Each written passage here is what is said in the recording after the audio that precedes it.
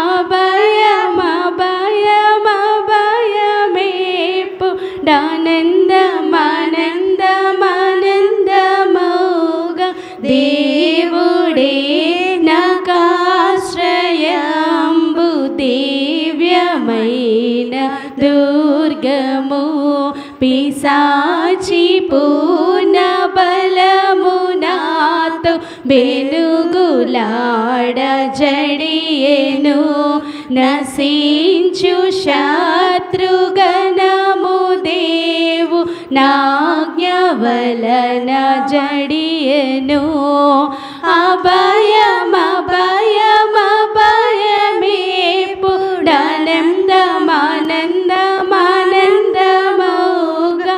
అభయమభయమభయమేపుడానందమానందమౌగా దేవుడే నాకాశ్రయంబు దివ్యమైన దుర్గము. మీ అందరికీ త్రిత్వాశీర్వాదం కలుగునుగా, దేవునికే మహిమ కలుగునుగా. ప్రార్థన చేసుకుందాం. ప్రార్థన. పరిశుద్ధుడు అయిన పరలోక తండ్రి, నీ గొప్ప నామానికి వందనాలు. త్రిత్వ ఆదివారం నాడు మేము నిన్ను స్తుతించుట గొప్ప ధన్యత ఉన్నది. అటు ధన్యత గల దీవెనను బట్టి మేము అందిస్తున్నాము. ఎల్లప్పుడూ మీరు మహిమ ఘనత కీర్తికి అర్హులై ఉన్నారు కనుక మరింత ఘనముగా ఆరాధించి స్తుతించు భాగ్యం ఇచ్చినందుకు స్తుతిస్తూ నీ లేఖనము ద్వారా ధ్యానించుటకు సహాయం ఇమ్మని త్వరగా వస్తున్న పెళ్లి కుమారుడైన యేసునామమున అడుగుచున్నాము తండ్రి, ఆమేన్. ప్రభునందు ప్రియులారా, ప్రభు యేసునామమున కృపా సమాధానమే కలుగునుగాక. కూర్చుందాం. పరమగీత గ్రంథము 1వ అధ్యాయము 4వ వచనం చదువుకుందాం. నన్ను ఆకర్షించుము, మేము నీ యొద్దకు పరిగెత్తుకొని వచ్చేదము. రాజు తన అంతఃపురములో నన్ను చేర్చుకొనును. నిన్ను బట్టి మేము సంతోషించి దేవునికి స్తోత్రం. అంతటా అన్నిటిలో అన్ని విధాలుగా మీరందరూ సంతోషించుదురుగాక. గట్టిగా చెప్పండి. ఆమేన్, ఆమేన్. ప్రియులరా, మరి ఆత్మీయంగా మీరందరూ స్త్రీలే. మరి మిమ్మల్ని బట్టి మేము కూడా ఏమవ్వాల్సి వచ్చింది స్త్రీలుగానే. ఎందుకంటే సంఘానికి వధువనే పేరు కాబట్టి మీరైనా మేమైనా ఏమై ఉన్నాం ప్రభువుకి. అందుకే అయ్యగారు ఏం రాశారు? వరుని ప్రేమ స్మరణతోనే, వరుని స్మరణతోనే పరిపూర్ణమౌచున్నది.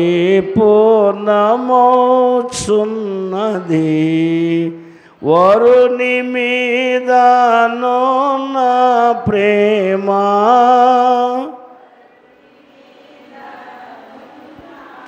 అది స్వరమే రావట్లేదు మీలో. వరుని మీదను నా ప్రేమ పెరగనిచ్చు తరుగనీయాకున్నది. వరుడు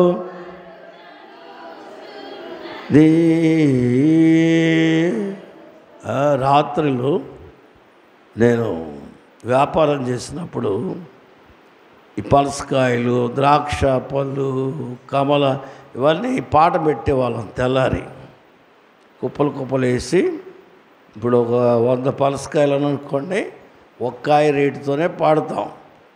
10 రూపాయలు, 20 రూపాయలు, 30, 40, 50, 60, 70, 80, 90, 100, 10 అంటే ఆ ఒక్కాయ రేటు కూడా అందరికీ ఆ కాయలు డబ్బులు ఇస్తారు. రాత్రి మంచి రాత్రి అప్పుడు నేను కేకలేస్తూ ఉండేవాడిని అంట. ఏమని? 20, 30, 50, 100 అంటే కలవరం. పగలు ఏ పని చేసామో అలాగైతే 2025 సంవత్సరాల నుండి సంఘము కలవరిస్తూ ఉంది. ఎవరు వస్తారు? ఎంత ప్రేమ పెరిగింది సంఘానికి చూడండి. దేవుడు స్తోత్రం. ఎంత వృద్ధి అవుతుంటే ఆయన అంత ఆనందిస్తున్నాడు, కానీ రావడం లేదు. ఎందుకు రాలేదంటే ఇంకా మనం ముస్తాబవ్వాలని, ఇంకా మనం స్తుతి పెరగాలని, ఇంకా మనం ఏం కావాల్స్తున్నాం? కాబట్టి నన్ను ఆకర్షించుము. దేవుని స్తోత్రం. అలాగే మేము ఎలా వస్తాం? పరిగెత్తుకొని వస్తాం. ఈవేళ మరి మనం లేఖనాన్ని ధ్యానించే ముందు సామెతలు ఒక మాట ఉంటుంది. 12వ అధ్యాయములో 27వ వచనములో, స్వామరి వేటాడి పట్టుకొనడు, సులువుగా నుండుట గొప్ప భాగ్యం. చూసారా? 2 భాగాలు. మానవుడు పాపంలో ఉండి సోమరితనం అయిపోతాడు. ఏమైపోతాడు? అన్నీ తెలుసుకుంటాడు, కానీ దేవుని గురించి రేపు చూద్దాం, ఎల్లుండి వాయిదాలు వేస్తూ ఉంటాడు. వేటాడినను చాలా తెలివిగలవాడుగా ఉంటాడు, అన్నీ తెలిసినట్టు ఉంటాడు, ధర్మాలు బోధిస్తాడు, విలువలు బోధిస్తాడు, కానీ తన గురించి, తన పాప జీవితం గురించి ఆలోచించడం. వేటాడి ఒక పులి ఉందనుకోండి, ఏం చేశాడు? గురి తప్పి దెబ్బ తగిలి పడిపోయింది. అది సోమరైనప్పటికీ ఆ దెబ్బ తగిలి పులి ఏమైపోయింది? పడిపోయింది. దగ్గరికి వెళ్ళి చూస్తున్నాడంట, పులి నీకు దెబ్బ తగిలింది, ఇప్పుడు నీకు తిక్క కుదిరిందా అన్నాడంట. దేన్ని? ఆ పులి కొంచెం తేరుకున్నాక, రే నువ్వే కదరా నన్ను కొట్టావని మీద పడిందంట. ఎవరి మీద? ఈవేళ లోకానికి ఏ ధర్మాలు విధులు బోధిస్తున్నారో ఆ విధులు ధర్మాలే వారి మీద ఇవాళ తిరుగుబాటు చేస్తున్నాయి, పాప ఫలితాలుగా. సురుగ్గా ఉండుట, పాపాన్ని విడిచిపెట్టాలన్నా, శోధన గెలవాలన్నా, లోకంలో ఉన్నటువంటి అన్ని పరిస్థితుల్లో ముందుకు సాగాలన్నా సురుకుదనం ఉండాలి. ఏముండాలి అమ్మా? సురుకుదనం అన్నారు. దేవుని స్తోత్రం. సురుకుదనం గొప్ప భాగ్యము. కాబట్టి మనం ఈ ప్రపంచంలో అన్నిటికంటే సురుకైనది ఏదంటే వధువు సంఘము. చెప్పండి, ఏ సంఘం? ప్రతి నిమిషము సిద్ధపడుతూ, అనేకులను సిద్ధపరుస్తూ ఉత్సాహముగా సాగేది క్రైస్తవ సంఘం. అందువల్ల ఆకర్షించుము. నన్ను ఏం చేయాలి? నీవు ఆకర్షించుము. దేవుడు ఆయన చేసిన కార్యాలన్నీ కూడా మనల్ని ఏం చేస్తున్నాయి? ఆకర్షిస్తూ ఉన్నాయి. మానవ స్వభావంలో ఎన్నో రకాల పరిస్థితులు మన ఎదుట ఉన్నప్పటికి కూడా సంఘము కోరుకునేది ఎవరి ఆకర్షణ? మనకి ఎవరి ఆకర్షణ ఉండాలా? దేవునికి స్తోత్రం. కాబట్టి ప్రభునందు ప్రియులారా, నన్ను అనండి, ప్రభువు నిన్ను ఆకర్షించాలనే కోరిక నీకు ఉండాలి. ఏముండాలి చెప్పండి? కోరిక ఉన్నవారికే రక్షణ అన్నాడు దావీదు కీర్తన 12:5లో. కోరుకున్న వారిని ఏం చేస్తాను? నేను రక్షిస్తాను. అలాగే కోరుకున్న వారిని ఏం చేస్తాడు ఆయన? ఆశీర్వదిస్తాడు. కోరుకున్న వారిని ఏం చేస్తాడు ఆయన? గొప్ప కార్యాలతో వారిని నింపుతాడు. దేవుని స్తోత్రం. అందువల్ల మనకి ఏ కోరిక ఉండాలా? రక్షించబడే కోరిక ఉండాలా? ఆకర్షణ వలనే మనం రక్షించబడతాం. ఎవరి ఆకర్షణ అది? ప్రభువైన యేసుక్రీస్తు. దేవునికి స్తోత్రం. ఆయన బోధలు ఆకర్షణీయమైనవిగా ఉన్నాయి. చూడండి, మార్కు సువార్త 1వ అధ్యాయము 27వ వచనం మనం చదువుదాం. 27వ వచనం మనం గమనించినట్లయితే చూడండి ఏం కనిపిస్తూ ఉంది అక్కడ? అందరూ విస్మయం ఉంది. ఇది ఏమిటో? క్రొత్త బోధగా ఉన్నదే. ఈయన అధికారముతో అపవిత్రాత్మలకును ఆజ్ఞాపింపగా అవి ఆయనకు లోబడుచున్నవని ఒకరితో ఒకరు దేవునికి మహిమ కలుగును గాక. ప్రభు యొక్క బోధలు, ప్రభు యొక్క నడవడి ఒకరికొకరు చెప్పుకోగలిగినటువంటి వింతగాను, విచిత్రముగాను, ఆశ్చర్యముగాను, ఆకర్షణీయంగాను కనిపిస్తున్నాయి. అందువల్ల నన్ను ఆకర్షించుము. సంగమునకు ఈ మాట దేనివల్ల వచ్చింది? ఆయన చేసిన కార్యములు, ఆయన చెప్పిన బోధలు, ఆయన నడిచిన నడవడి ఎవరిని ఆకర్షించింది? యోహాను సువార్త 1వ అధ్యాయములో 38వ వచనంలో ఆంద్రేయ ఉన్నాడు. ఆయనతో పాటు చెప్పండి, ఇంకెవరున్నారు? యోహాను గారు ఉన్నారు. ఇరువురు కలిసి నడుస్తున్న యేసు వైపు చూశాను. చెప్పండి, ఎవరి వైపు? చెప్పండి అమ్మ ఒకసారి. ఎవరి వైపు చూశాను? ఆయన నడవడి, ఆయన నడక, ఆ ముఖంలో ఉన్నటువంటి ఆ కనికరము, ఆ ప్రసన్నత వారు చూసి ఆకర్షితులయ్యారు. నడుస్తున్న యేసు వెనక వెళ్ళి ప్రభు చూసినప్పుడు వారు ఏమని అడుగుతున్నారు? రబ్బీ, నీవెక్కడా? చెప్పండి మరి, ఎక్కడా? మా ఊర్లో బోధకులు ఉన్నారు, మా ఊర్లో ప్రవక్తలు ఉన్నారు, మా ఊర్లో అనేక మంది పాలకులు ఉన్నారు, చాలామందిని చూసాము. కానీ గొప్ప గొప్ప పేర్లు పొందిన వారు, చక్కటి విషయాలు బోధించేవారు, ఉపకారం చేసేవాళ్ళు, దానకర్తలు ఉన్నారు, ఎంతోమందిని చూసాం. కానీ నీలాంటి ముఖము, నీ ముఖములో ఉన్నంతటి ప్రసన్నత మాకు, అందువల్ల నీవెక్కడ కాపురం ఉంటే ఇలా ఉంటావా అని అడిగారట. ఎవరినై? ఇప్పుడు అడిగారా మీరు యేసు ప్రభువుని? ప్రభా, నువ్వు ఇలా ఎలా ఉండగలిగావు మా ఊర్లో ఉన్నప్పుడు, మా లోకంలో మాతో ఉన్నప్పుడు అని అడిగాం మనం? చెప్పండి. వారు నడుచుచున్న ఆ నడక వారిని ఆకర్షించింది. దేవుని స్తోత్రం, హల్లెలూయా.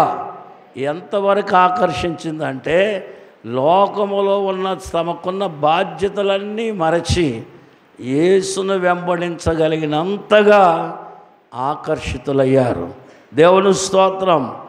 యేసు ప్రభు ఏమన్నాడండి? రండి వచ్చి చెప్పండి, రండి. ఉందా లేదా మాట? లేదమ్మా. వచ్చి చూడండి అని లేదా?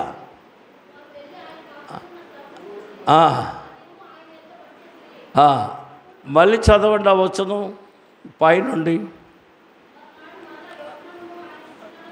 ఆ నడుచున్న యేసును చూసి విని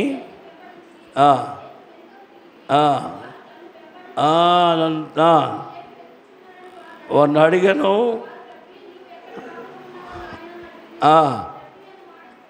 అర్థము అనలేదా? మరి ఇందాక అదేగా నేను అడిగా. వచ్చి యేసు ప్రభు భూలోక జీవితంలో మరియమ్మలో జీవించలేదు, యోసేపులో జీవించలేదు, అధికారులలో అనధికారులలో జీవించలేదు. ఆయనలో ఆయనే జీవించాడు. దేవుని స్తోత్రం, హల్లెలూయా. వచ్చి చూడండి. ప్రభు యొక్క జీవితము ఆకర్షణీయమైనది. ఎలాంటిది? ఆయన నడక, ఆయన స్వరము, ఆయన పని, ఆయన బోధ ఏమైందట? ఆకర్షించింది. దేవుని స్తోత్రం. కనుక దేవుని పిల్లరా, ఈ మాట నన్ను ఆకర్షించ అనే మాట దగ్గరికి వచ్చినప్పుడు భూమి మీద యేసుక్రీస్తు రక్తములో కడగబడిన సంఘము ఆకర్షించేదిగా ఉండాలా? ఎవరిని? ఎవరిని ఆకర్షించేదిగా ఉండాలా. ఆ కోరికతోనే మనం ఎదగాల. దేవుని స్తోత్రం.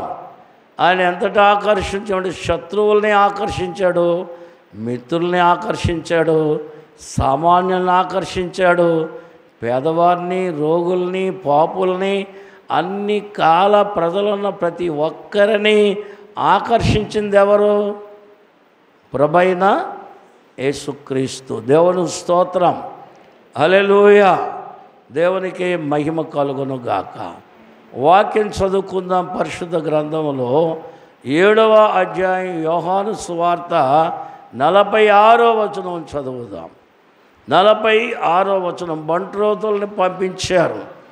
యేసు ప్రభువును పట్టి తీసుకురమ్మని బంట్రోతులను పంపించారు.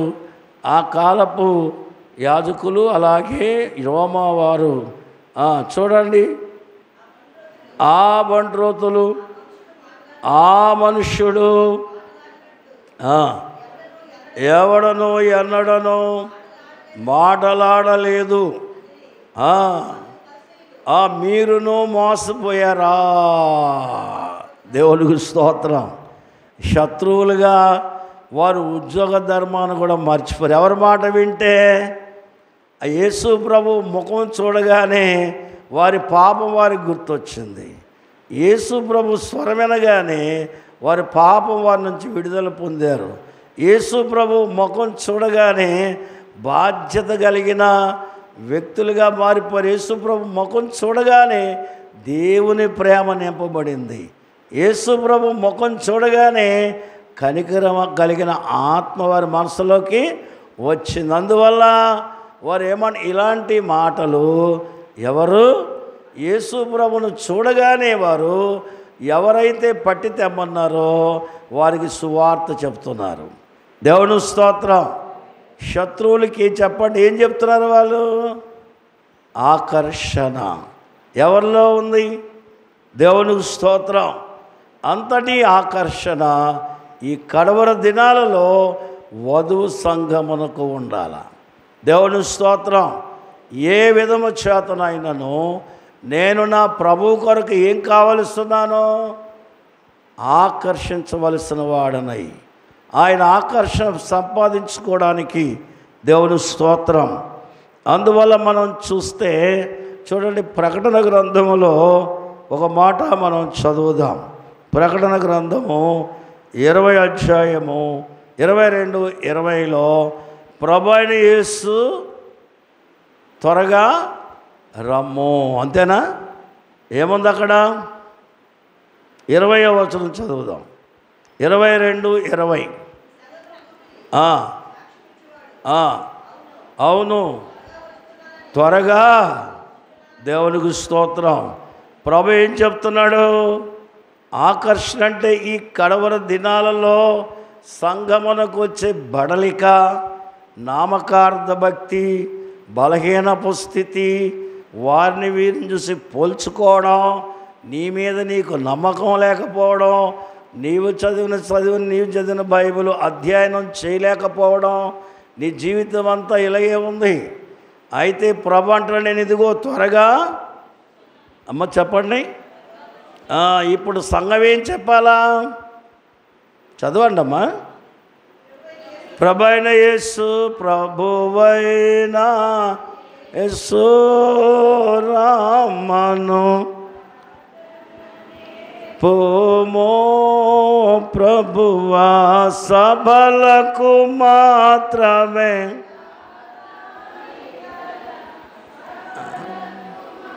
ఎంత బాగా పాడుతున్నారో నోరు.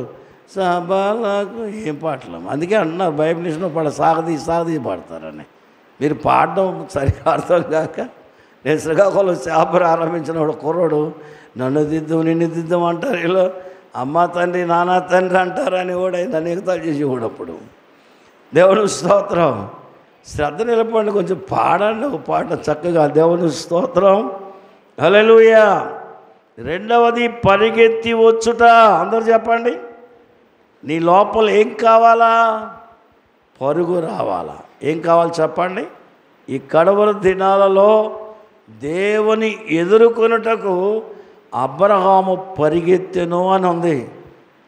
ఆది కాండములో 18:3 మనం చూస్తే అబ్రహాము కళ్ళెత్తి పైకి చూడగా యెహోవా కనబడెను. అతడు ఏమయ్యాడట? పరిగెత్తుకుని సాగిలబడి నీ దాసుని దాటిపోవద్దు. దేవుని స్తోత్రం. తన వైపు తాను బాధలో ఉండొచ్చు, లేక కష్టంలో ఉండొచ్చు, ఎండవేళ అని కూడా ఉంది కాబట్టి, కానీ ఎవరిని చూస్తే పరుగొచ్చింది? సంగమా, ఎవరిని చూస్తే పరుగు? అంటే ఈ పని నా ద్వారా జరగాల, ఈ కార్యము నా ద్వారా జరగడానికే నేను క్రైస్తవునిగా పిలువబడ్డాను, దేవుని బిడ్డగా పిలువబడ్డాను అనే ఆ ఉత్సాహము, ఆ సురుగుదనం, ఆ సంతోషం నీలోకి రావాలా. దేవుని స్తోత్రం. హల్లెలూయా. అంటే మనం చూస్తే ఏం కనబడుతుంది? రెండవ రాకడ ఉంది మన ముందు. ఏముంది చెప్పండి? రెండవ రాకడ. కాబట్టి పరిశుద్ధ గ్రంథంలో రెండవ రాకడ గురించి ఎన్నో విషయాలు మనం ధ్యానం చేస్తూ ఉంటాం. అయితే దేవుని ఏర్పాటును బట్టి మనం చూసే లేక మనం చదివే ప్రతి మాట మనకు దీవెనకరమైనదే. దేవుని స్తోత్రం. ఏం చెప్పండి? ప్రతి మాట దీవెనకరమైనదే. అందువల్ల ఎందుకు పరుగు అని అంటే, అపోస్తలుడైన పౌలు మొదటి దెస్సలోని పత్రికలో 5వ అధ్యాయము 5వ వచనం చదువుకుందాం. మీరందరూ అనుకున్న వాళ్ళు చదవండి. మీరందరూ, మనమందరం ఏ సంబంధంలో? ఎవరో చెప్పండి. పాపులము కాదు, అపవిత్రులము కాదు, వరము లేనివారం కాదు, ఆత్మ లేనివారం కాదు, దేవుని కార్యాలకు ఉత్సాహం లేనివారం కాదు, సువార్త చేయడంలో వెనకబడిన వారము. మనందరం ఎవరం? వెలుగు సంబంధం, చీకటి సంబంధులమా? అయ్యో చెప్పాలా మరి.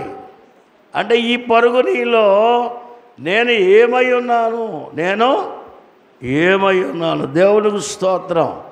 విచారం ఏంటంటే, ఒక కాలాన్ని గురించి ఒక కాలం మనం చూస్తూ ఉంటాం.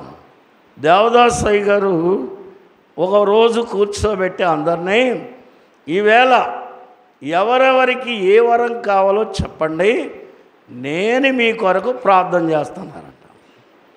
చెప్తూ ఒక మాట అన్నారు. మరి పొలము కలిగిన చెట్టు కింద మనం నిలబడినప్పుడు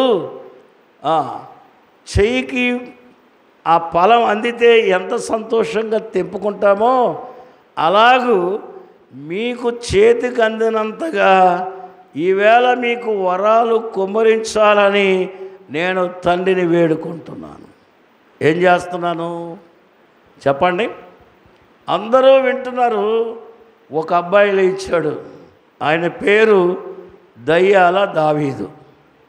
ఆయన పేరు ఎందుకంటే, ఆయన దయ్యం ఎక్కడైనా ఎవరికైనా పడితే ఉత్తరం రాసేవాడంట. నేను వచ్చిన దాకా ఆ దయ్యం అక్కడే ఉండాలని ప్రార్థన చేసి ఆయనకు ఉత్తరం రాస్తే వెళ్ళేవాడంట. ఆ దయ్యాన్ని అడిగేవాడంట, ఏమని? ఇంకా ఎందుకున్నావే అంటే, నువ్వే కదా ఉండమన్నావు, అందుకే ఉన్నాను అనేదంట. సర్లే ఇప్పుడు ఉంటావు వెళ్తావంటే, వచ్చావుగా నిన్ను చూసి వెళ్ళిపోదామని వెళ్ళిపోయిందంట. అది అంతటి మహాభక్తుడు. చదువులేదు ఆయనకి. ఆత్రేయపురము దగ్గర. దేవుడు స్తోత్రం. అయితే ఒక రోజున ఒక దెయ్యము చాలా మారం చేస్తుంది. ఏంటి మారం చేస్తుంది? ఏంటి దెయ్యమా, ఎందుకు మారం చేస్తున్నావు అని అంటే, నేను విడిచిపెట్టినందంట. వెళ్ళు అన్నాడంట. ఒరే బెమ్మిగా నేను రా అందంట. ఈ మాట ఎప్పుడో యేసు ప్రభువుని ఎరగకముందు ఆయన పేరు బ్రహ్మయ్య. ఈ పేరు ఎవరికీ తెలియదు. అది ఎవరికి తెలుసు? వాళ్ళ అమ్మకే తెలుసు. అమ్మ నువ్వు చచ్చిపోయి దెయ్యమయ్యేవేంటి అన్నాడంట. అవునరా, నువ్వు మానేమంటే చుట్ట మానలేదు, బూతులు మానలేదు, అందుకని ఏమయ్యాను. నువ్వెవరైనా కానీ నాకు అనవసరం, నువ్వు ఇప్పుడు ఎవరో? దయ్యాలు. అలాంటి భక్తుడు లేచి నిలబడి అయ్యగారిని అడిగాడంట, అయ్యా ఈ లాల్చి పైకెత్తి ఆకలి లేకుండా బైబిల్ మిషన్ చేసే వారమేమన్నాడంట ఆయన. ఏమడిగాడండి అంటే అంటే అర్థం ఏంటి? కరువులో నుంచి పుట్టుకొచ్చిన మిషన్ ఇది, కన్నీటిలోంచి పుట్టుకొచ్చిన మిషన్ ఇది. అలాగే ఆవేదన, దారిద్ర, పేదరికాన్ని నెట్టుకుంటూ ఈవేళ ఎవరైనా బైబిల్ మిషన్లో పేదవాడు అని అనడానికి నోరు రానంతగా దేవుడు దీవించాడు. దేవుని స్తోత్రం. కాబట్టి ప్రియులరా, ఇక్కడ పరిగెత్తి వచ్చుట అంటే ఈ కరువు కాటకాలను మనసు పెట్టకుండా ప్రభు రెండవ రాకడకు మనం వెలుగు సంబంధంలో, చెప్పండి, మరి చీకటి సంబంధంలో కాదు కాదు కాదు అని చెప్పాలి. మేమెవరం కాదు, చీకటి సంబంధులము, చీకటితో మాకే పని లేదు లేదు లేదని చెప్పాలా. ఎవరు వస్తున్నారు త్వరగా చెప్పండి. ప్రభు అయినా నన్ను ఆకర్షించుము, నన్ను.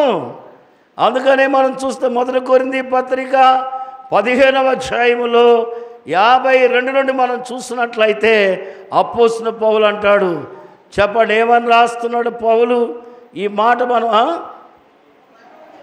ఒక మర్మం మీకు తెలుపుచున్నాం, మనమందరం నిద్రించము కానీ నిమిషంలో ఒక రెప్ప పాటున కడబోర మ్రోగగానే మృతులు మనమందరము వెలుగు సంబంధులందరూ మార్పు పొందుదుము,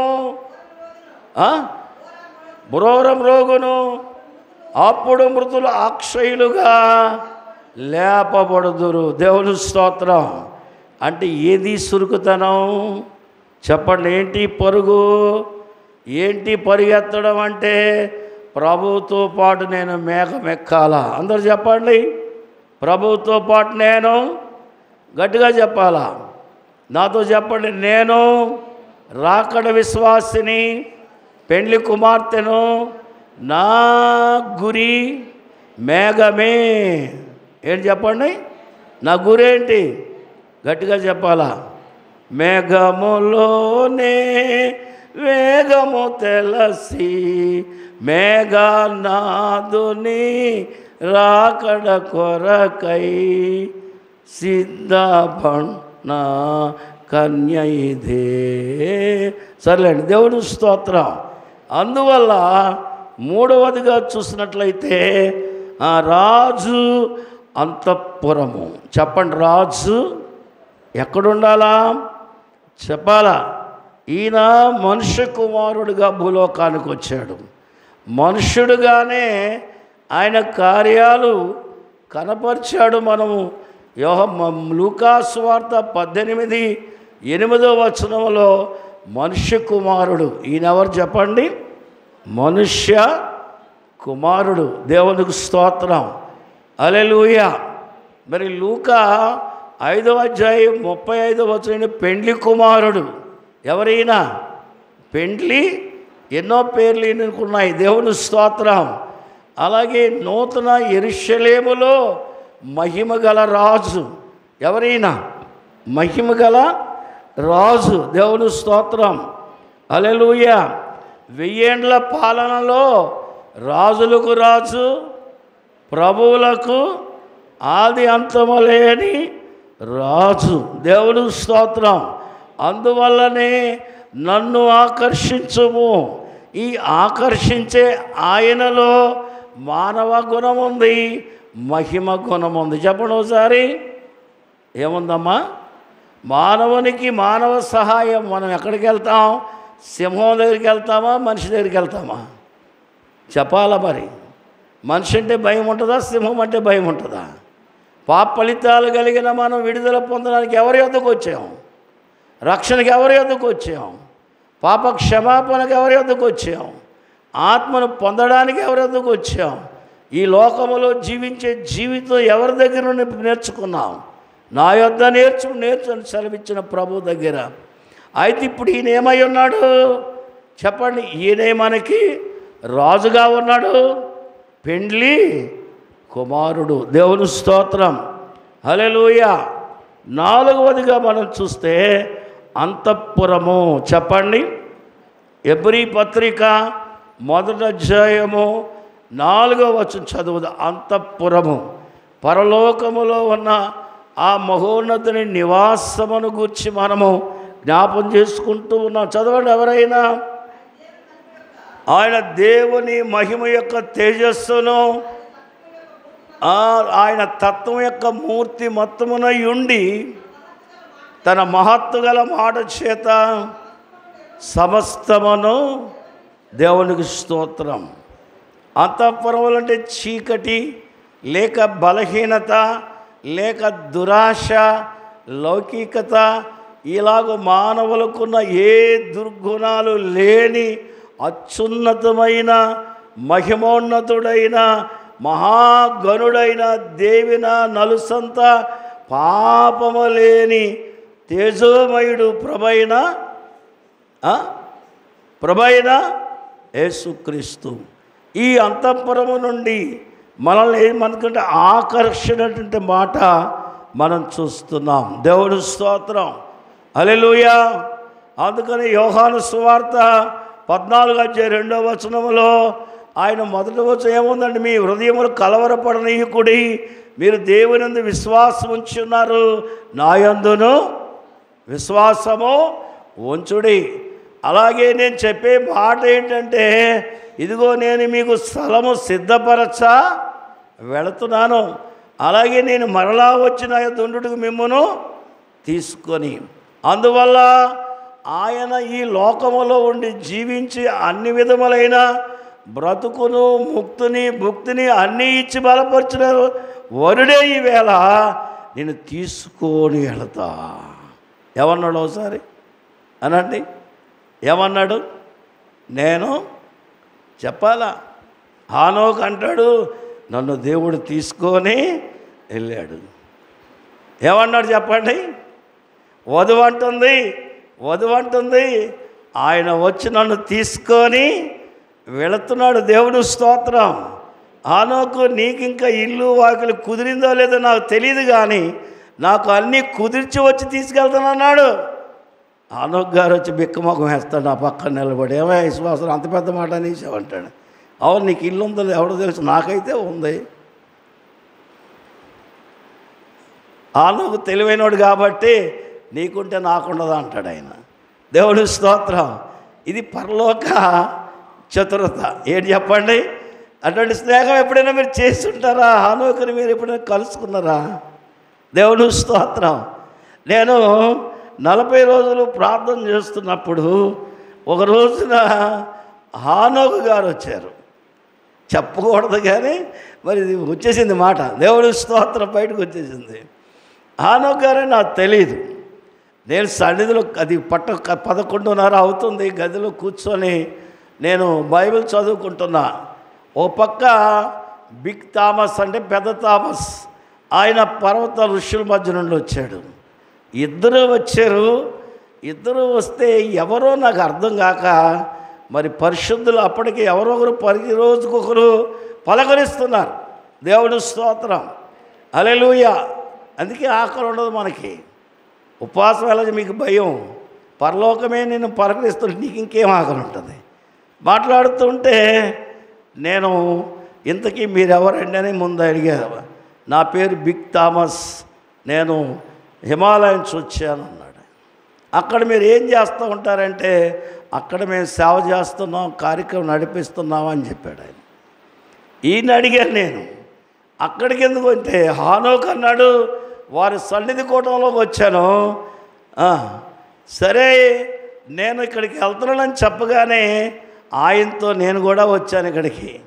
అంటే వారు ఎవరితో ఉంటారు?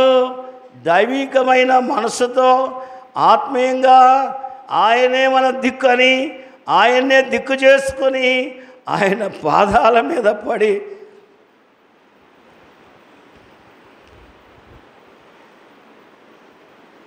అలాంటి మనసున్న వారిని వారు కలుసుకుంటూ ఉంటారు. దేవుని స్తోత్రం. ఎంత ఆశ్చర్యం అంటే, అందుకే వచ్చానన్నారు. మరి మీరు నాకేం చెప్తారని అడిగా నేను. ఆయన చెప్పారు, ఎప్పటికీ మరణం అనే మాట నీ నోట రాకుండా ఉండదు, ఒకటే నేను నీకు చెప్తున్నాను అంతే. అంటే హానోకు మనసులో ఏమి లేదు, మరణానికి స్థానము లేదు. దేవుని స్తోత్రం, హల్లెలూయా. కనుక దేవుని పిల్లరా, ఇక్కడ మనం అంతఃపురం అని చూసాం. ఏం చూస్తున్నాం? అంతఃపురము అనేకమైన ఆశీర్వాదములు కలిగి ఆకర్షణీయమైనటువంటి గొప్పది. 5వదిగా చూస్తే నిన్ను బట్టి సంతోషం. చెప్పండి, నిన్ను బట్టి దేవుని స్తోత్రం. చూడండి, మనం రూతు గ్రంథంలో మరి కరువు వచ్చిందని చెప్పి మరి నయోమి ఎక్కడికి వెళ్ళింది? మోయాబు దేశానికి వెళ్ళింది. కరువు పోయింది, బాగానే ఉంది. కలిమొచ్చినా కానీ ఆమెకేమీ లేదు, ఆత్మీయత కుదరలేదు. అక్కడికి వెళ్ళిన తర్వాత కుమారులను పోగొట్టుకుంది. ఇప్పుడు అక్కడి నుంచి వారు ఏది తెచ్చిచ్చినా ఆమెకేమీ లేదు, సంతోషం. ఓర్ప కానీ, ఋతు కానీ, బంధువులు కానీ ఎవరొచ్చి పలకరించినా ఆమెకేమీ లేదట, సంతోషము. ఎక్కడికి వెళ్ళాలంది మనసు? ఆమె ఇప్పుడు మోయాబు దేశంలో లేదు, ఆ మనసు బెత్లెహేములో ఉంది. దేవుని స్తోత్రం. గట్టిగా చెప్పాలందరూ. మీకు ఉపమానంగా చెప్పాను. ఈవేళ యేసు క్రీస్తుని వరునిగా ప్రియునిగా చేసుకున్న సంఘం యొక్క మనసు అప్పులు, అవస్థలు, కష్టాలు, శోధనలు, ఆపదలు, నష్టాల మీద లేదు కానీ ఎవరి మీద? యేసు మా సంతోషము నీవే మా తివయ్యుందు భాసురాంబుగా మా వై మరుగుచుండుము నిత్యము. యేసు అనే ఆ నామములో నిత్య బహుమతులు. చెప్పండి, యేసు అనే నామములో నిత్య ఆశీర్వాదాలు, ఫలాలు, ఫలితాలు, దీవెనలు, ఆనందం, వైభవం, ఇక ఊహించలేని సంతోషము ఎవరి నామములో ఉంది? అందుకే అయ్యగారు నాకు ఎంత ప్రోత్సాహానందముల్ కల్గుట కేకార్త ఘనమైన హేతువై నాకు గలయోన్నత కారణమే నాదుడగును నేను మురియు శ్రీకరంబగు నామమేది.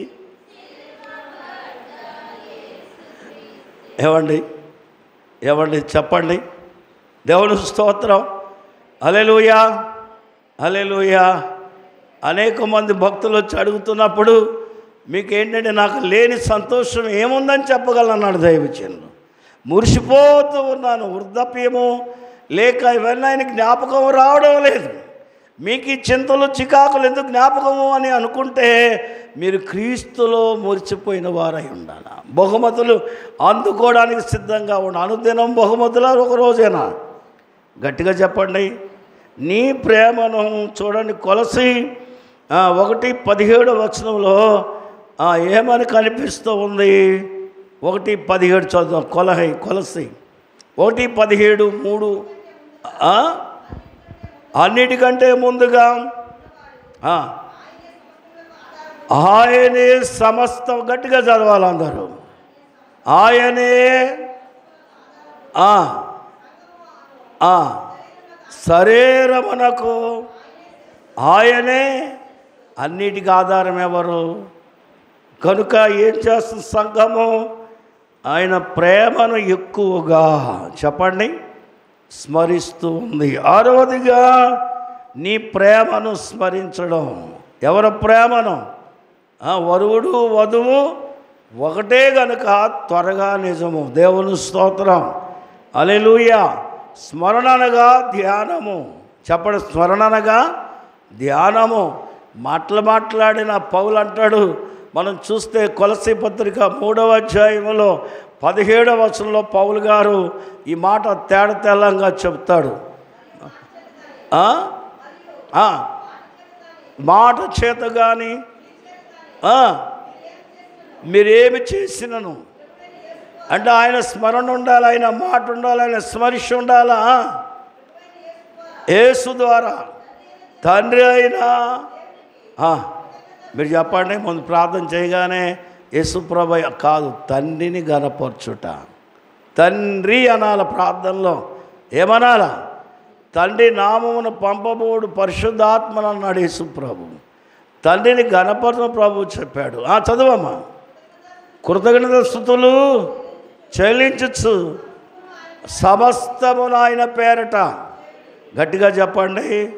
ఏం చేసినా, ఏం కలిగినా, ఏం జరిగినా ఎవరి పేరట చేయాలా? చివరి మాటగా చెప్పండి, యథార్థమైన మనసుతో దేవుని ప్రేమించుట. యథార్థమైన మనసుతో ఎవరిని ప్రార్థించాలా? దేవుని స్తోత్రం. హల్లెలూయా, హల్లెలూయా. సాతానికి ఏదంటే ఇష్టం లేదు చెప్పండి ఒకసారి. యథార్థం అంటే గట్టిగా చెప్పండి. యోబు భార్య ఏమంది? యోబు దగ్గరికి వచ్చి 2:9-10 ఎంతకాలం ఇంకా యథార్థం విడిచిపెట్టమంది. అంటే సైతాన్ ఈ బాధలను ఎందుకు పెట్టింది? ఈ శ్రమలన్నీ ఎందుకు చేస్తుంది? నువ్వేం తీసేయాలి నీలో నుంచి? అమ్మా, నీ సెల్లో సిమ్ కార్డు తీసేస్తే సెల్ ఉంచుకో, రోజు చూసుకో, నేనేం బాధలేదు, దాంట్లో ఏముండకూడదు అంటే మీకు అర్థం ఉండదు. చెప్పండి, సిమ్ లేకపోతే. హలో, యథార్థత ఎవరికి? నీకు, ప్రభువుకు నీకేముంది కనెక్షన్? దేవుని స్తోత్రం. హల్లెలూయా. దేవునికే మహిమ కలుగును గాక.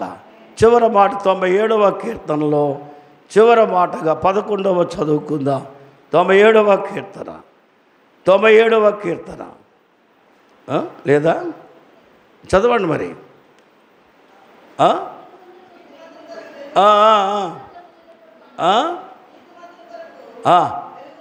వెలుగును యథార్థ, అందరూ చెప్పాలా?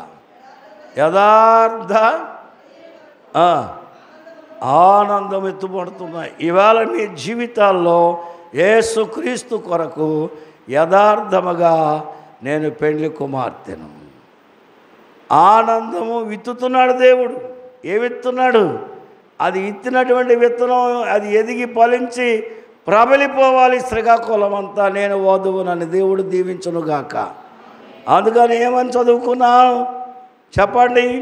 నన్ను ఆకర్షించము, మేము నీ యొద్దకు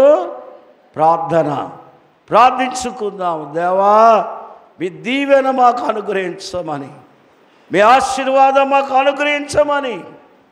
తండ్రి నీకు స్తోత్రం. ఈ త్రిత్వాదివారం నాడు ఇలాగూ ఈ వచనం ధ్యానం చేసుకున్నాం. నీ బిడ్డలను ఆశీర్వదించమని, అందరి పని కటాక్షముంచమని యేసు నామమున అడుగుచున్నాము తండ్రి. ఆమేన్. కూర్చు.